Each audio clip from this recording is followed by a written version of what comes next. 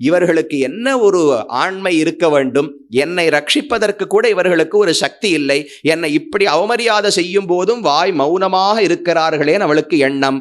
இதெல்லாம் இவ பண்ணிட்டு இருக்க வரைக்கும் துரியோதனன் வெறும் இருப்பானா? சிசுபாலனை அழைத்து அவள் வஸ்திரத்தை இழுப்பாய்னு சொன்னார். சரின்னு சிசுபாலனும் நேரே வந்தான். அவள் துகிலை பிடித்து உருவத் தொடங்கினான் சிசுபாலன். துஷாசனன் உடனே என்ன செய்வது? பண்ணா கூட பெரியவர்கள் எல்லாம் இருக்கிறார்கள், இனிமே அவர்களை நம்பி பிரயோஜனம் இல்லைன்னு திரௌபதிக்கு தெரிந்து போய்விட்டது. இந்த பக்கம் 5 பேர் பாண்டவர்கள் இருக்காளோ இல்லையோ, அவர்களும் இப்போது தாசர்களாக ஆகிவிட்டார்கள், இவளும் அடிமையாக ஆகிவிட்டாள். அதனால மேல் வஸ்திரம் இருக்கக்கூடாது அடிமைகளுக்கு அந்த காலத்துல மரபு. அதனால பாண்டவர்களுடைய உத்தரியத்தையும் பிடுங்குன்னு துரியோதனன் சொல்லுகிறான். அவர்கள் தாங்களே ஒப்புக்கொண்டு உத்தரியத்தை கழட்டி இவாளே கீழே போட்டுறான். ஒரு சண்டையாவது போட வேண்டாமா? மாட்டேன்னு எதிர்த்து நிற்க வேண்டாமா? அப்படி அதில் மட்டும் ரொம்ப தர்மம். யுதிஷ்டிரனுக்கு தர்மத்தில் ரொம்ப நோக்கு.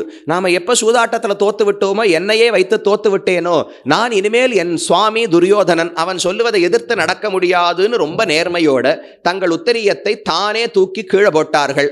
அதை பார்த்த உடனே திரௌபதிக்கு இவர்களை நம்பியும் பிரயோஜனம் இல்லைன்னு தெரிந்தது.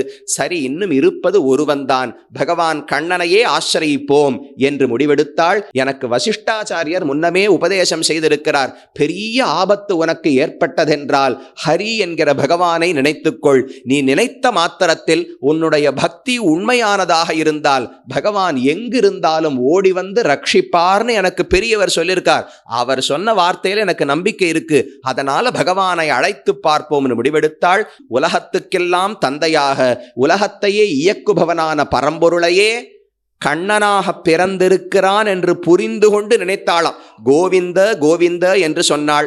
கிருஷ்ண கிருஷ்ண என்று திரும்ப திரும்ப சொன்னாள். இத்தனை கௌரவர்கள் இருக்கும்போது அவர்களுக்கு நடுவில் நான் மானபங்கப்படுத்தப்படுகிறேன். கண்ணா, நீதான் வந்து ரட்சிக்க வேண்டும், உன்னை விட்டால் வேறு வழி கிடையாதுன்னு சரணாகதி செய்தாள். திரௌபதிக்கு நடுக்கம் தீரும்படி அவளுடைய மனசுல மட்டும் பகவான் வந்து தோன்றினாராம். மற்ற யாருக்கும் தெரியாது கண்ணன் வந்திருக்காருன்னு.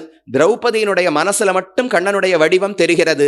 வந்து அவளுக்கு அனுகிரகம் செய்து புடவை சுரக்கும்படி செய்தார். இவன் துஷாசனன் புடவையை இழுத்துட்டே இருக்கான். புதுசு புதுசா வெவ்வேறு வண்ணங்கள்ல வெவ்வேறு இந்த ஜரிகையெல்லாம் நிறைய போட்டிருக்கும் போல் இருக்கு.